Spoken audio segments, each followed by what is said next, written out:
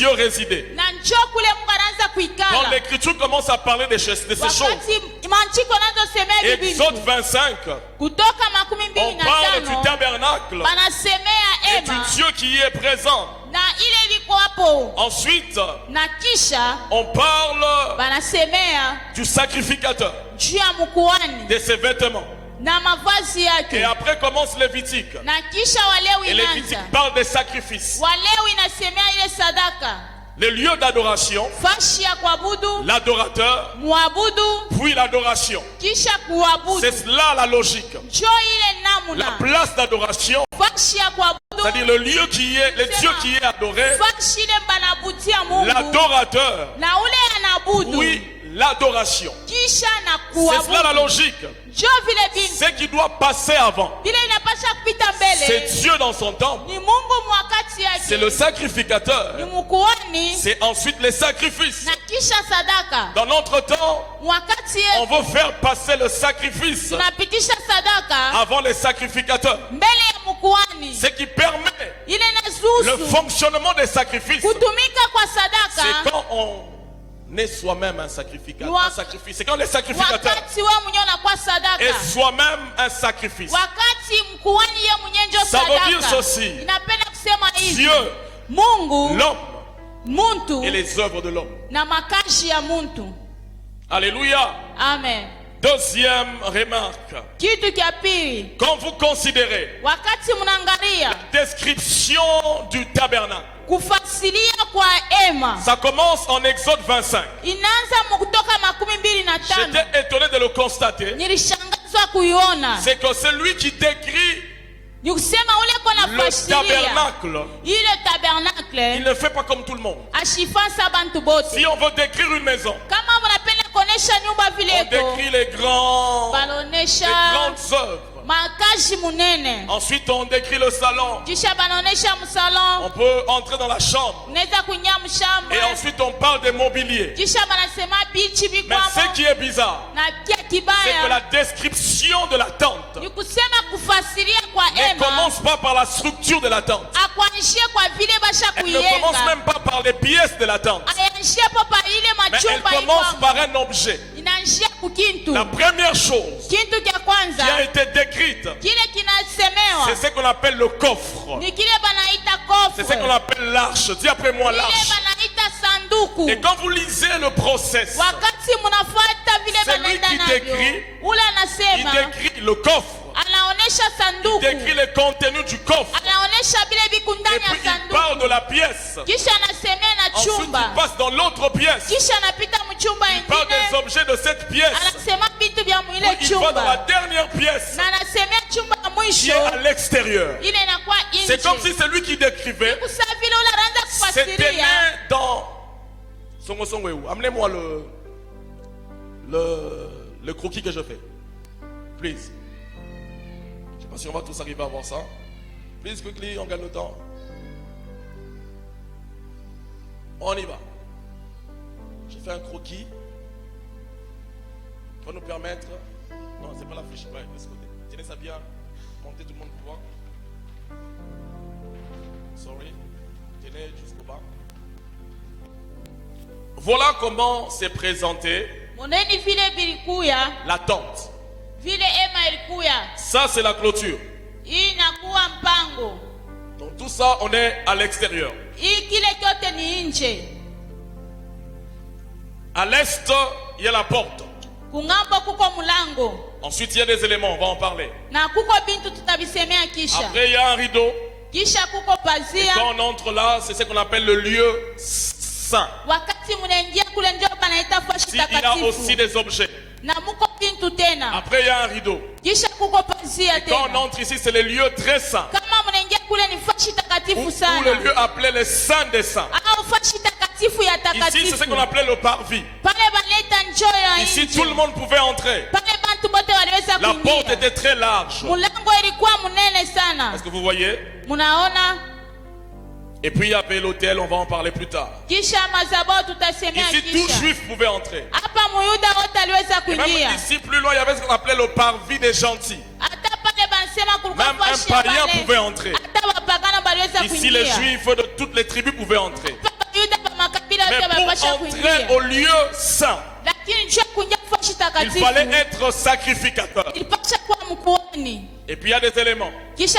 Après il y avait le lieu très saint, le saint des saints. Il y avait un voile. Et dans le lieu très saint, pour y entrer, il fallait être le souverain sacrificateur, c'est-à-dire le chef des sacrificateurs. Et on n'y entrait qu'une seule fois par an. C'était le jour des expiations. C'était le jour où l'on demandait le grand pardon pour le peuple. Et ici dans ces lieux, il n'y avait qu'un seul mobilier. C'était le coffre. Et dans le coffre il y avait des choses. Et sur le coffre il y avait ce qu'on appelait le propitiatoire, qui était une sorte de couvercle. Et c'est là que le souverain sacrificateur, une seule fois par an, prenait le sang de la victime et posait cela sur le couvercle. Et ensuite il couvrait. Le message c'était lequel? C'est que le péché d'Israël était couvert. Quelqu'un dit amen. Ne sois pas distrait. La technique n'aime pas ces choses, je sais. Alléluia. Donc, s'il faut décrire cette maison, logiquement, tu commences comme moi. Tu parles de la clôture. Et puis tu entres. Et puis tu parles de cette pièce. Et puis tu parles des objets qu'il y a ici. Ensuite tu entres ici. Et tu parles de l'objet. Quand celui qui commence à décrire commence à parler, il ne parle pas de la pièce. Il ne parle pas de l'extérieur. Il commence ici. Et ensuite, en lisant Exode, à partir du verset 25, il décrit ça. Et puis il décrit la pièce. Ensuite il décrit le voile. Après il décrit ce qu'il y a ici. Après il décrit la position. Puis c'est les chandeliers. Après il parle du voile. Ensuite il sort. C'est comme si celui qui décrivait s'est trouvé ici et qu'il sortait pour venir rencontrer ceux qui étaient ici. Le message c'est lequel? Ce n'est pas l'homme qui va vers Dieu, c'est Dieu qui vient vers l'homme. La religion nous a enseigné qu'il faut aller vers Dieu, mais en réalité celui qui est venu vers l'humanité, c'est Dieu à travers son Fils. C'est lui qui quitte ici et qui vient nous rencontrer ici. Il ne nous laisse pas ici. Il quitte là, il fraye le chemin, parce que la Bible dit qu'il est le chemin. Il fraye le chemin, il nous tient la main et il nous fait entrer pour qu'on, oh my goodness, pour qu'on finisse ici. Take your place. Alléluia. Voici la troisième chose que j'aimerais faire remarquer. J'aime beaucoup la deuxième chose. C'est important que tu le saches. C'est vrai qu'on a des choses à faire, mais en réalité c'est l'adorer enflammé qui vient nous chercher. Cela me rappelle une histoire que nous connaissons beaucoup. L'histoire du fils prodigue. La Bible dit qu'il a fui, qu'il est parti. Mais en rentrant, donc vous lisez l'écriture, on ne dit pas que c'est lui qui a vu le Père, mais c'est le Père qui l'a vu. Et le Père n'a pas attendu qu'il vienne. Le Père a, oh Dieu est amoureux. Le Père a couru et le Père l'a embrassé. Mais tu as pris déjà l'héritage. J'aimerais dire à quelqu'un, peut-être que ton Père ne t'a pas aimé, mais je parle ici de quelqu'un qui quitte le ciel et qui vient sur la terre, qui n'a pas peur de salir ses mains. La Bible dit de la poussière il retire le pauvre, du fumier l'indigent. Vous savez, l'homme a été créé de la poussière, mais le péché a cru a fait que l'homme tombe plus bas que la poussière. L'homme est devenu même dans le fumier. Dieu n'a pas eu peur du fumier. Il est venu dans ton péché. Il n'a pas attendu que tu viennes. C'est lui. Troisième chose à faire remarquer. Je voudrais enseigner ce matin. Lorsque vous considérez l'arche, c'est-à-dire le coffre, le premier mobilier qui a été décrit, le mobilier le plus important qui a été décrit, l'arche était au centre, était au cœur de la tente. Et même la tente elle-même, elle était au cœur d'Israël. Les 12 tribus formaient comme un cercle. Et au centre, il y avait le tabernacle. L'arche de Dieu était considéré comme le trône terrestre de Dieu. Et je disais que c'est des réalités célestes. Quand il était permis à Jean de voir le ciel, la Bible dit qu'il a vu quoi? Un trône. Et quand vous lisez la description du trône, Jean décrit le ciel en fonction du trône. Il dit à côté du trône il y avait, au-dessus du trône il y avait, autour du trône il y avait. L'indication graphique c'est lequel? C'est que le trône est au centre du ciel. De même que l'arche était au centre du sanctuaire, de même le trône de Dieu est au centre du ciel. Écoute maintenant ce que Dieu attend de toi. C'est que Dieu voudrait être aussi au centre de ta vie. Dieu, quand il vient dans une vie, il ne voudrait pas la partager avec quelqu'un d'autre. Il y a un proverbe Louba qui dit qu'un trône ne peut pas être occupé par deux rois. C'est pourquoi quand il vient, il trouve un roi, il attend que tu déloges le roi afin qu'il s'assied. Dieu ne peut pas partager son trône avec quelqu'un d'autre. Si tu veux vivre tous les messages qu'on va annoncer ici, rassure-toi qu'il est au centre. Le centre, c'est la position du pouvoir. Le centre, c'est la position du règne. L'apôtre Dallot dit ceci: s'il n'est pas seigneur de tout, c'est qu'il n'est pas seigneur du tout.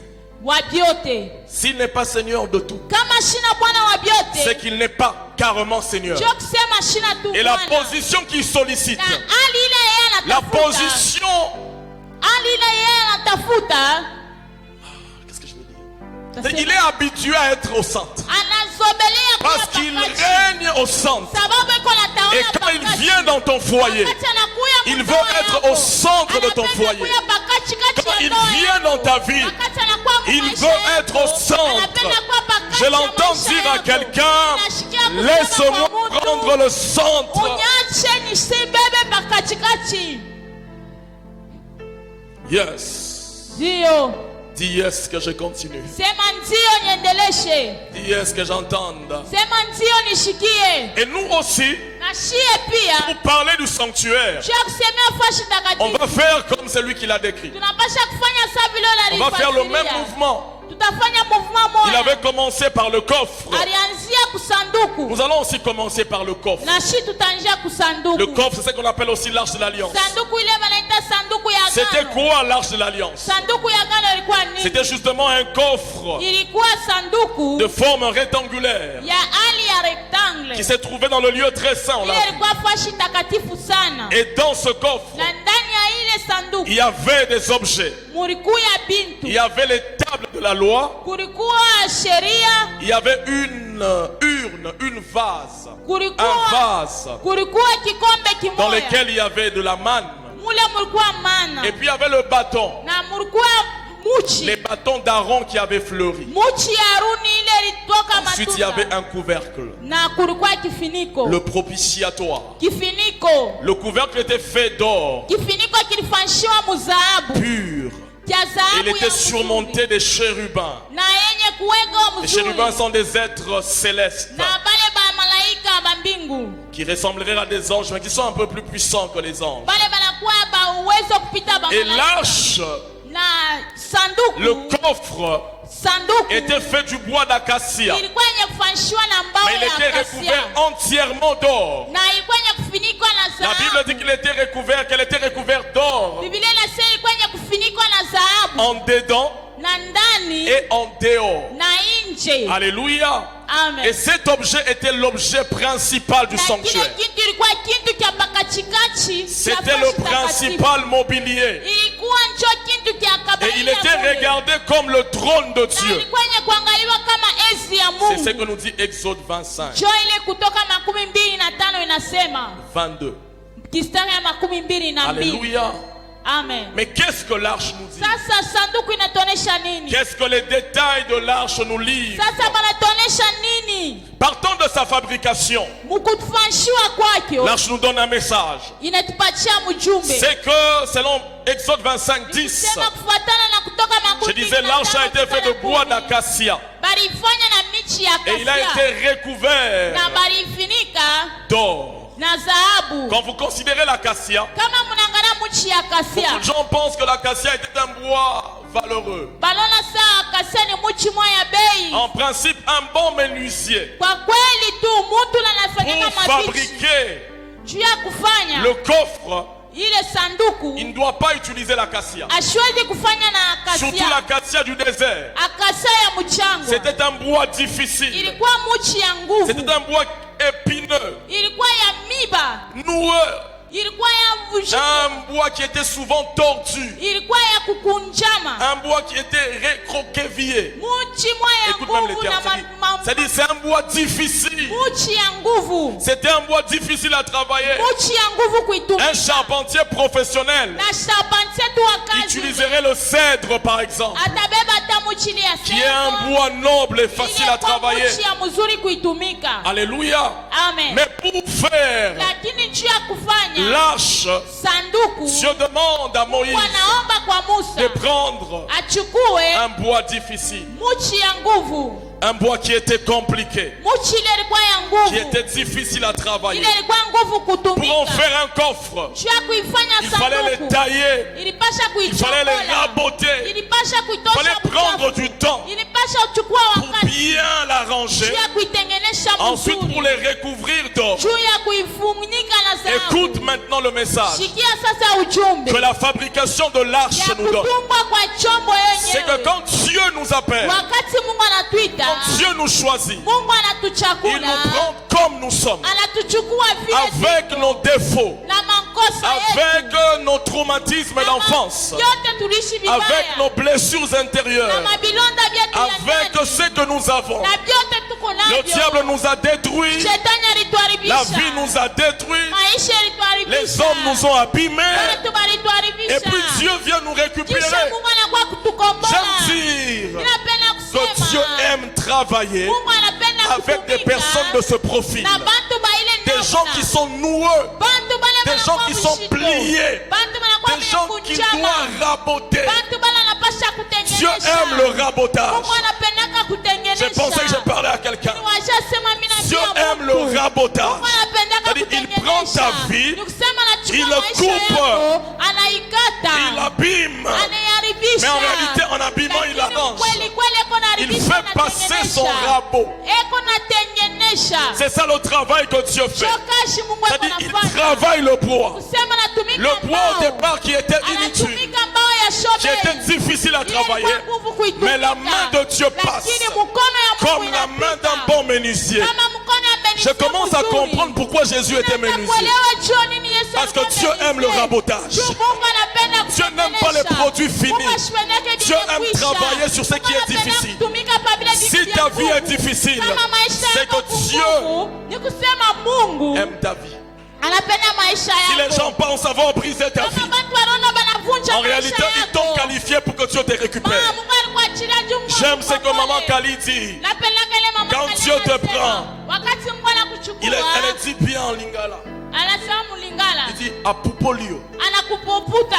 Et puis amatisio. Apupolio. Amatisio. Même quand tu montes, il y a encore un travail qu'il fait.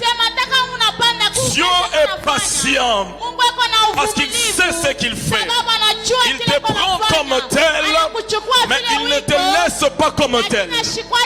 C'est cela la nouvelle. Il prend l'acacia, il ne laisse pas l'acacia comme tel. Il travaille l'acacia.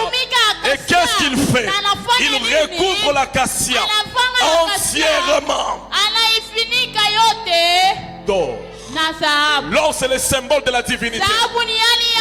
L'or, c'est le symbole de la divinité. Et comment il commence? Dieu n'est pas pressé. Il commence à faire le travail au-dedans, puis au dehors. La Bible est un mystère. La Bible est un mystique. C'est qu'avant que Dieu ne te livre, il se rassure que ton intérieur est travaillé. C'est pourquoi je comprends quand l'autre dit: je souhaite que tu prospères et que tu sois en bonne santé, comme prospère l'état de ton âme.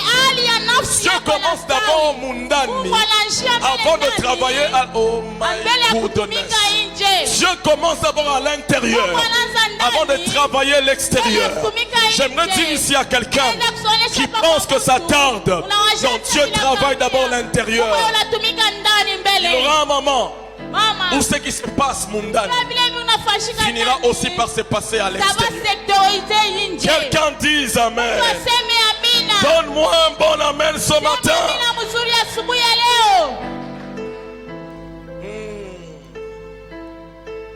Le temps est contre ces choses. Voyons les messages que l'arche nous livre. Partons du contenu de l'arche. L'arche avait les tables de la loi. Les tables qui reprenaient les 10 commandements. Et dans l'arche, il y avait la manne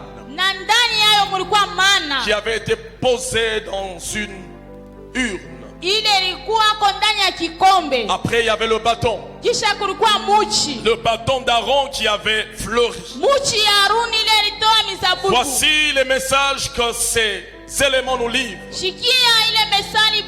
Les tables nous disent que Dieu parle, que Dieu n'est pas muet, que Dieu communique. Parce que c'était les tables qui reprenaient la parole de Dieu. J'aimerais dire ici à quelqu'un que Dieu n'est pas une histoire. Dieu parle. La Bible dit: celui qui a fait la bouche, celui qui a fait l'oreille entend. S'il entend, c'est qu'il peut aussi parler. J'aimerais dire ici à quelqu'un qui attend entendre Dieu que Dieu s'exprime, Dieu communique. La Bible dit: Dieu parle tantôt d'une manière, tantôt d'une autre. Mais le problème, c'est très souvent nous, c'est que l'on ne prend pas garde. Dieu parle. Mais il suffit pour le croyant de développer la sensibilité afin que Dieu parle même dans les petits détails. Dieu peut te dire: ferme la porte. Dieu peut te dire: attache la chaussure de l'enfant, sinon elle va tomber. Dieu parle. La religion nous a peint un Dieu lointain avec une grosse barbe. Vous serez étonné le jour où vous allez voir Dieu, qu'il n'est pas ce que nous a dit qu'il est. C'est que Dieu parle. Et quand il est en toi, il aime le dialogue. Il te sollicite au dialogue. C'est cela l'un des messages que les contenus de l'arche nous livrent. Le deuxième message, partant du contenu de l'arche, c'est que il y avait la manne. La manne était la provision dans les temps difficiles. Le message, c'est lequel? C'est que Dieu pourvoit. J'aimerais dire ici à quelqu'un: notre Dieu n'abandonne pas ceux qui sont à lui. Dans les temps difficiles, il envoie la manne. Ça ne sera peut-être pas beaucoup. La manne a tombé pour le besoin d'un seul jour. Des fois, Dieu permet dans les temps difficiles que tu n'aies pas de provisions, mais les jours passent, tu as quand même le pain. Ou est-ce que je parle à quelqu'un? Nous avons un Dieu qui sait prendre en charge.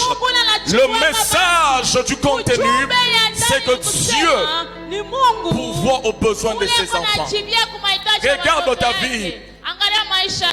Regarde ta vie. Des fois il est 17h. Tu as l'impression que c'est fini. Après il y a un ange physique qui passe. Parce qu'il y a aussi des anges physiques. Ils ne te donnent pas $100. Mais tu peux prendre quand même le thé. C'est la manne. Dieu, quand il a envoyé la manne, il voulait que les enfants d'Israël soient dépendants dans le désert. Et ils vivaient le jour. C'est pourquoi les Congolais, on est vraiment adaptés à recevoir la manne. Parce qu'on est habitué à vivre les jours. On dit quoi? Les jours au jour ou les jours? C'est-à-dire, lundi commence. Tu ne sais pas comment samedi va arriver, mais tu t'étonnes qu'on est déjà passé à l'autre lundi. Qu'est-ce qui s'est passé? La manne est tombée. La manne n'a pas cessé, frère. La manne ne s'est pas arrêtée. Parce que les déserts n'ont pas cessé. Les déserts avaient cessé pour Israël. Mais Dieu savait que chaque enfant de Dieu aurait des temps de désert. C'est pourquoi Dieu a réservé la manne pour ceux qui passent dans des temps difficiles. La Bible l'appelle Yahvé Jireh, l'Éternel qui pourvoit. Allez poser la question à Abraham. Comment Abraham va trouver un bélier sur la montagne? Il est inenvisageable qu'un bélier se retrouve sur la montagne. Parce que les pattes du bélier ne lui permettent pas de monter sur la montagne.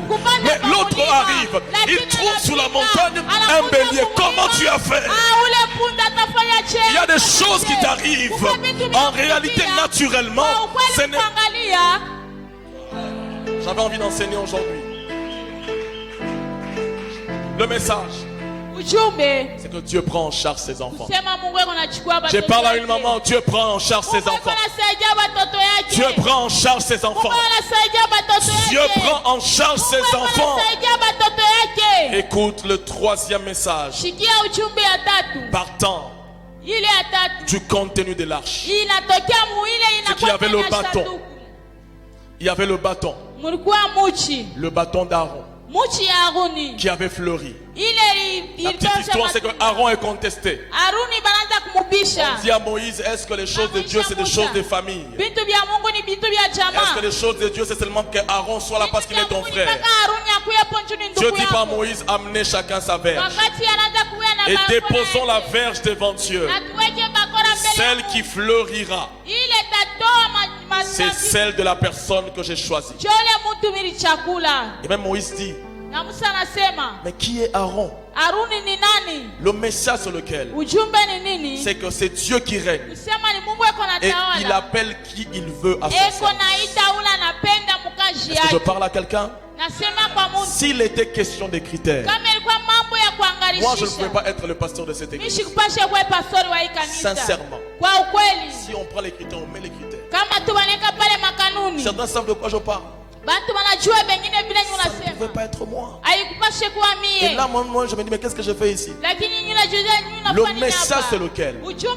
C'est Dieu qui appelle. C'est Dieu qui établit. Même dans ton travail, c'est Dieu qui t'a placé là. Quand il y a des temps de doute, souviens-toi qu'en réalité, parce que tu n'étais pas les cousins du chef, tu ne devais pas aller dans cette mission. Si tu te retrouves là, c'est que c'est Dieu qui t'a choisi. Et il n'y aura pas de problème au travail parce que c'est Dieu qui règne et qui établit. Qui est Aaron? Qui est Aaron? Alléluia. Amen. Revisitons encore. Passons encore en revue les objets qu'il y avait dans l'arche. Ces trois objets nous donnent encore d'autres messages. Le premier message, le premier autre message, c'est que lorsque vous considérez l'étape qu'il y avait dans l'arche, ce n'était pas les tables que Dieu avait faites de ses propres mains. Écoutez l'histoire. Dieu appelle Moïse dans la gloire. 40 jours, Dieu lui-même, avec ses doigts saintes, écrit la loi. Il donne à Moïse. Moïse descend. Il trouve le peuple en train de vaquer à autre chose. Moïse se fâche. Moïse brise les tables. Les tables que Dieu avait faites. J'ai pensé que Dieu allait frapper Moïse. J'ai pensé que Dieu allait se fâcher.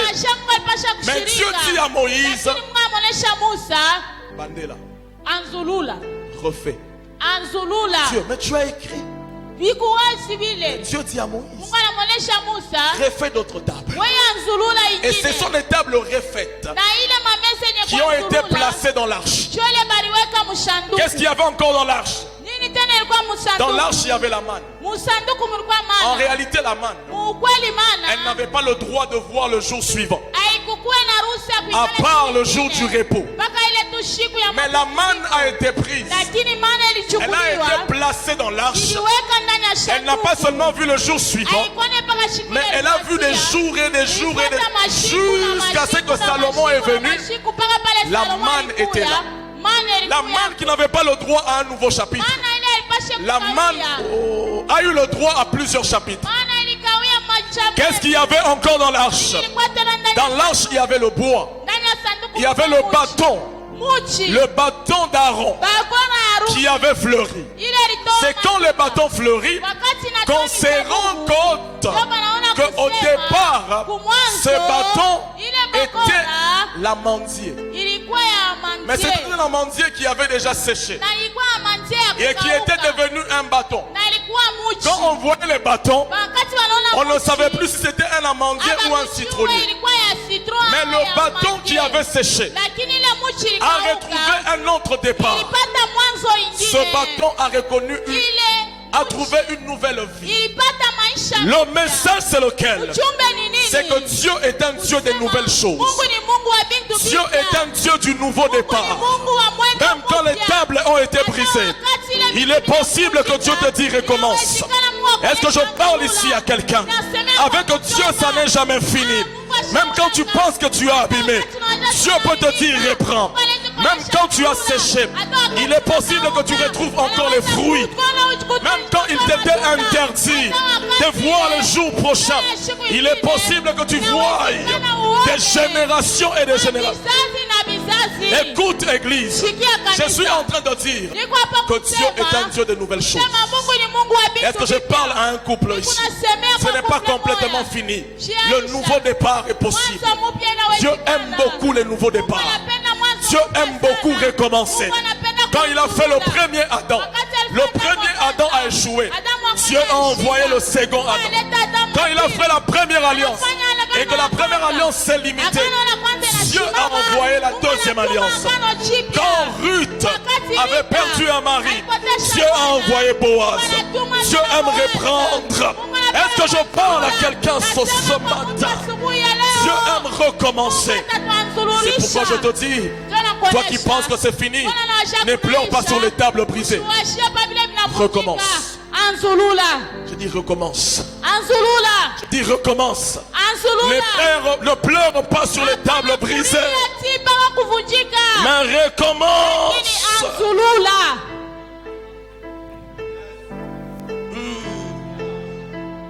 On dit à la manne, écoute la manne.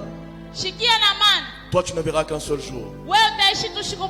Mais la manne fait des siècles. Et puis je me suis posé des questions. Il y avait beaucoup de mannes. Quelle manne a été placée? C'était la manne de qui? Est-ce que la manne d'Aaron? Est-ce que la manne de Moïse? Est-ce que la manne de Séphora? Mais c'était juste la manne. Il y avait près de 600 000 personnes. Il y avait près de 600 000 mannes. Donc pour que cette manne-là se retrouve dans l'urne, vous imaginez en probabilité combien de chances? Je vois d'autres mannes dire à la manne de l'arche, Mais toi, mais pourquoi tu es entré là-bas? La main dit, moi-même je ne sais pas comment je suis.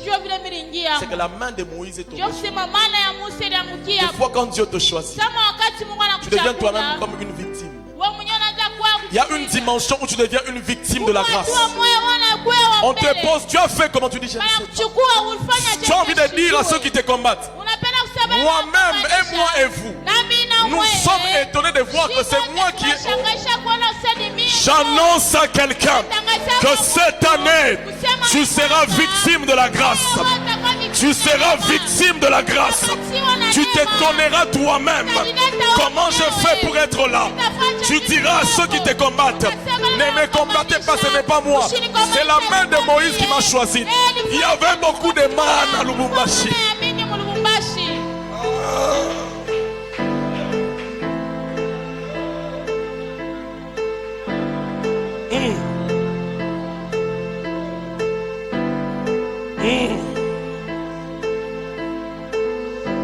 Rabasakata. Le sanctuaire et ses messages. Les sanctuaires et ses messages. Le sanctuaire et ses messages. Le sanctuaire et ses messages. Nous sommes en train d'étudier l'arche. Le premier mobilier. Il y a plusieurs messages, on est gardé pour le dimanche prochain. Mais il y a un détail qui est important. C'est que ces objets et tous leurs messages étaient couverts. Il y avait un objet qu'on appelait le propitiatoire. L'arche était fabriqué dans du bois d'acacia et recouvert d'or. Mais le propitiatoire qui était le couvercle était d'or pur. L'or, c'est la divinité. C'est pour dire que le propitiatoire, c'est Jésus lui-même. La Bible dit que l'arche était regardée comme le trône. Allez poser la question à Jean. Quand Jean entre au ciel, quand il voit le trône, quand il voit l'arche, il fallait que sur l'arche il y ait quelque chose. Dans l'arche, dans la maison de Dieu, dans le sanctuaire, sur l'arche, le trône, il y avait un couvercle. Quand Jean voit l'équivalent, il voit le trône. Mais le trône n'était pas non plus vide. Qu'est-ce qu'il voit sur le trône? Il est écrit, il voit un agneau comme immolé. C'est l'agneau qui couvrait le trône. Le message, c'est lequel? C'est que c'est Jésus qui couvre l'arche. Écoutez, Jésus est le propitiatoire. Comment je vais dire ça? Le propitiatoire était un couvercle et sur lequel il y avait deux chérubins. Et les chérubins se regardaient. Et c'est sur le propitiatoire que l'on mettait le sang. Et j'ai dit ici que le couvercle, c'est Jésus lui-même.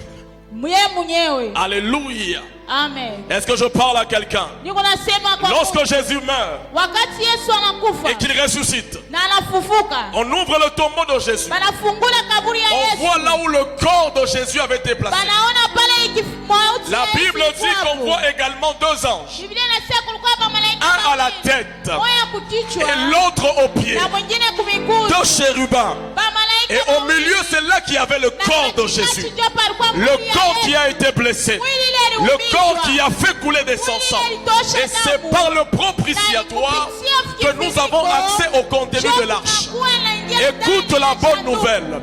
Tu ne peux pas toucher à ces avantages si le propitiatoire n'est pas sur toi. Et le propitiatoire, c'est Jésus. Pour goûter Vous savez, dans l'arche, Jésus est partout. Même les bâtons, c'est Jésus. Même la manne, c'est Jésus. Même les tables, c'est Jésus. Même la pièce, là, c'est Jésus. Mais le propitiatoire est particulièrement Jésus. C'est le couvercle qui nous donne accès aux éléments qu'il y a dans l'arche. Pour que tu entres dans tous les messages que j'ai livrés ici, rassure-toi que sur ta vie, l'agneau de Dieu est placé. Si l'agneau n'est pas là, c'est que je te dis là, ne te concerne pas. Ça concerne celui sur lequel l'agneau est posé comme un couvercle. Regarde ta vie maintenant. Est-ce que Jésus est au-dessus de toi?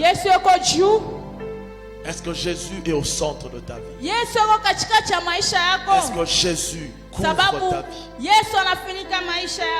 Baissons nos têtes dans la prière.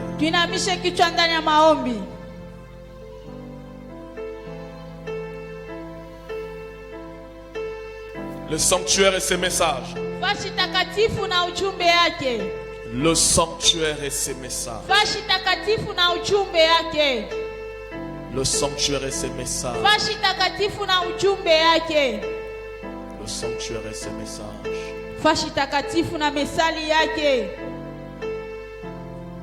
Mais la clé pour ce matin,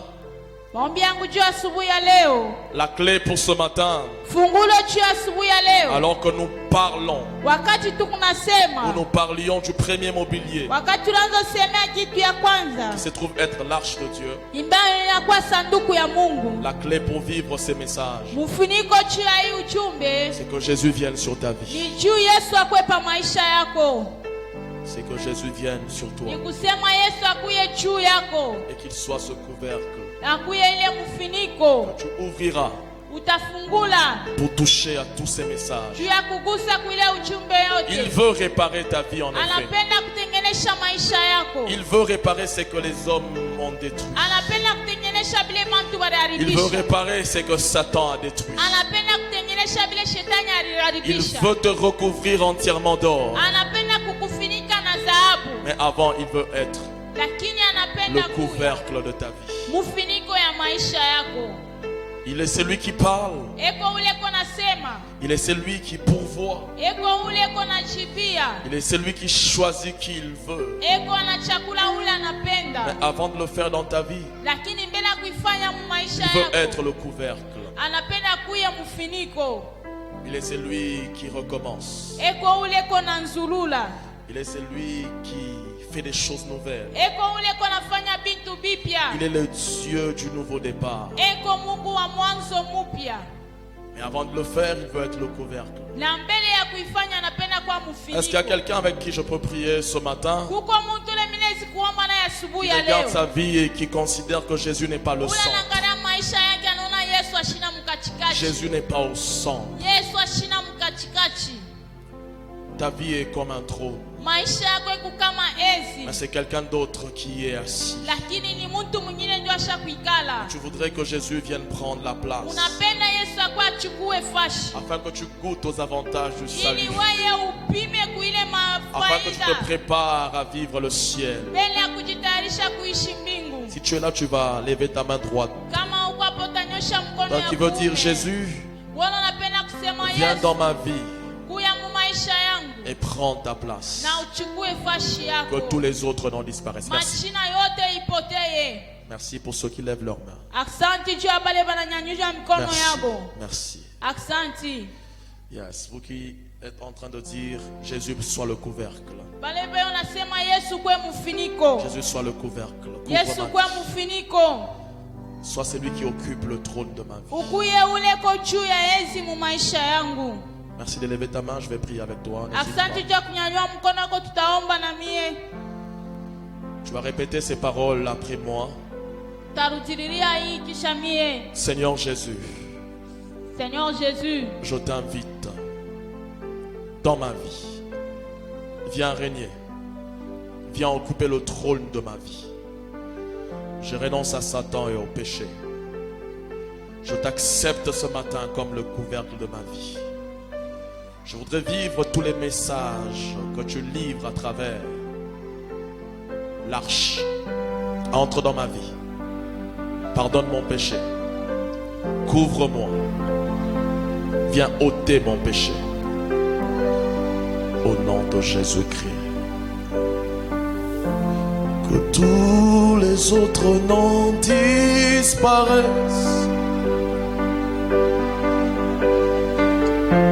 Que tous les autres noms disparaissent.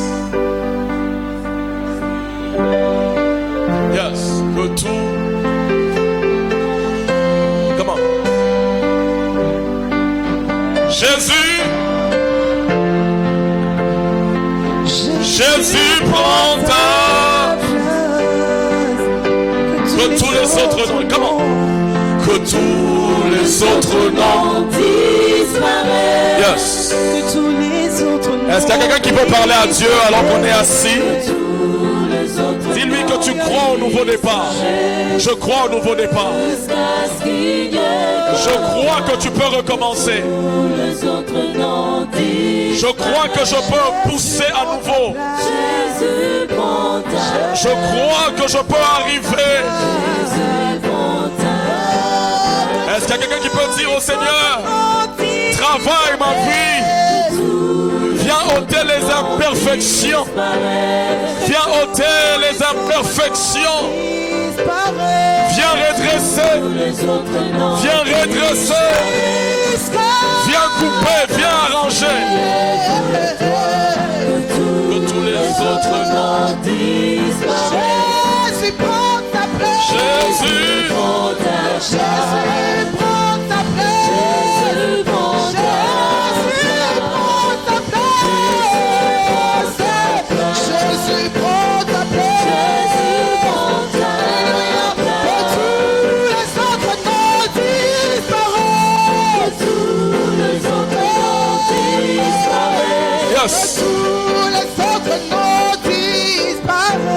Que tous les autres noms disparaissent. Yes. Seigneur, merci. Merci pour ta parole, pour ces messages qui ne restent pas des messages, mais qui deviennent des réalités pour nous les adorateurs de la nouvelle alliance. Dans l'ancienne alliance, c'était l'ombre. Dans la nouvelle alliance, ce sont des réalités. Et j'ai prié pour que tous ces messages deviennent des réalités dans la vie de chaque personne ici. Merci de donner à une famille un nouveau départ. Merci de donner à une amitié un nouveau départ. Merci de donner à quelqu'un dans son travail un nouveau départ. Merci de donner à quelqu'un dans sa vie un nouveau départ. Merci de le faire. Sanctifie-nous ce matin. Et merci d'agréer nos dîmes ainsi que nos offrandes. Au nom de Jésus. Par le Saint-Esprit. Quelqu'un pourrait acclamer le Seigneur fortement? Yes.